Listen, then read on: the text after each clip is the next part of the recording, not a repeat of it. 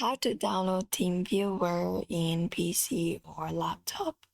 Hello and welcome back to our channel. In today's video, we will be guiding you through the process. So I just get started. So what you may do for that is open up your preferred browser, any of the browser available, and you can directly search for Teamviewer. This one right here. And once you search for it, you can find the official website. So you can directly head over to the website, which is teamviewer.com. So once you head over to the website, you can find an option directly called free download in the top right corner. Go ahead and look out for that option and go ahead and click on it. And when you do, here you will be finding different plans that you can purchase.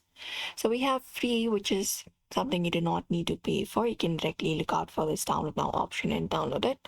But apart from that, if you'd like different features, you need to buy packages for that.